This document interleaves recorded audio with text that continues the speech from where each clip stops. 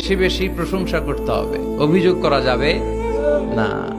অনেকের অনেক দুঃখ, অভিযোগ, জাল্লা আমারে এটা দিল না, ওইটা দিল না, আমার পাশে সে বড় হয়ে গেল, ও চাকরি পেয়ে গেল, ও ব্যবসায় উন্নতি করলো, ও ভিসা পাইলো, আমি পাইলাম না। আফসোস, ও আফসোস করতে করতে মরবে, ঠিক কিনা? আর প্রশংসা যে করবে তাকে নেয়ামতের বাড়ি ধারা আরো বাড়িয়ে দিবে কে?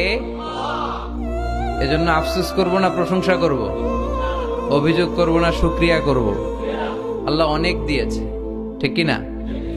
আপনারা শেখ সাদি রাহিমাহুল্লাহর নাম শুনে থাকবেন। বালাগাল উলা বিকামালিহি কাশাফাদ দুজা বিজামালিহি, এই কবিতা লিখে উনি বিখ্যাত হয়েছিলেন।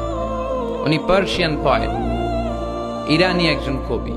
তো ওনার একবার আর্থিক সমস্যা যাচ্ছিল, দৈন্যতা যাচ্ছিল, টাকা পয়সা ছিল না, ফলে ওনার পায়ে দেওয়ার মতো জুতা ছিল না। তো খুব আফসোস করতেছে, হায়রে আমি এত বড় কবি, আমার পায়ে দেওয়ার মতো জুতা